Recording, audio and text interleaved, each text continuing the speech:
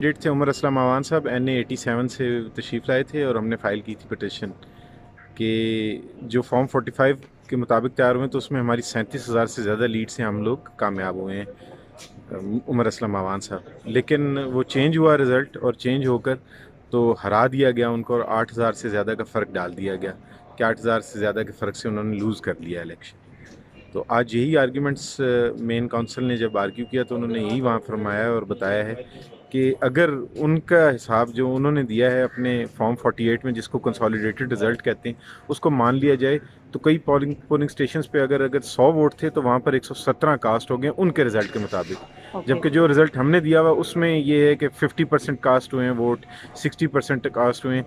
कहीं भी हमने ऐसा कोई नहीं दिया कि रिपोर्ट जमा करवा दी। जी आर ने तो रिपोर्ट नेक्स्ट जमा डेट क्या मिली है कमीशन ने? जी क्या नेक्स्ट डेट उन्होंने कहा हम रिजर्व करते हैं। उन्होंने कहा है कि जो हमारी रिकाउंटिंग की जाए। PP6 में आज हमारी हेयरिंग थी और PP22 में हेयरिंग थी।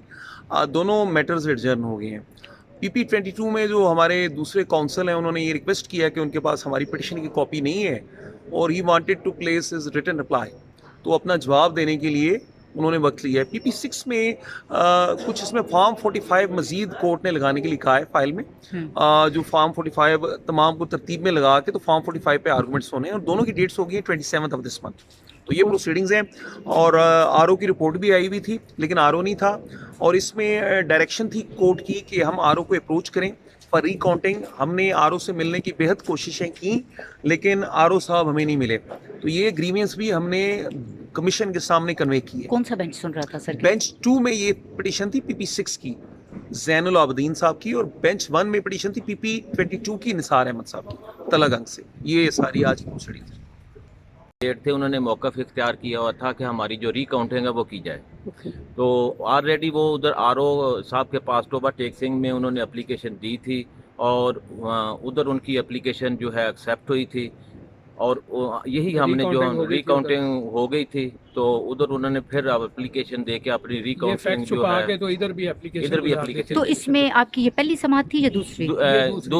दूसरी। तो क्या RO रिपोर्ट जमा करवा चुका है? हाँ जी, करवा चुका है। तो अब कमीशन ने बेंच 2 ने फैसला महफूज कर लिया? हाँ जी, उन्होंने आर्गूमेंट सुने हैं बहुत साइड से मोअज़्ज़ज़ जज साहबान ने और उन्होंने फैसला महफूज कर लिया है। ओके। और जो P90 भक्कर इरफानुल्लाह खान नियाजी साहब की पिटीशन थी और उसमें रिटर्न कैंडिडेट जो जाहिर किए गए हैं वो अहमद नवाज़ खान साहब हैं और उन्हीं के ख़िलाफ़ ये पिटीशन फ़ाइल की गई थी और उसमें मार्जिन जो है वो 265 से चूँकि जीते हुए थे नियाजी साहब, लेकिन हमारे मौक़िफ़ ये है कि उनके नतीजे को तब्दील किया गया और वोट्स को मैनिपुलेट करके ख़राब करके उनके वोट्स को बाद में से रिजेक्ट किया तो गया। सर मुझे बताइएगा किस पार्टी से ताल्लुक़ था आपके उम्मीदवार का?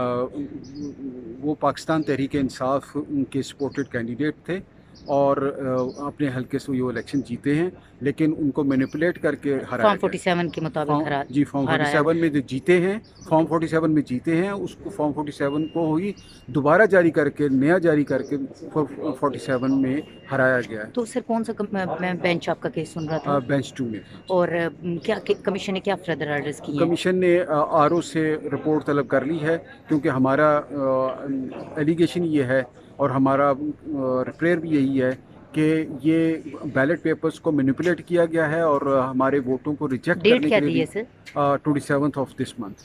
और RO को कुछ शो काज किया।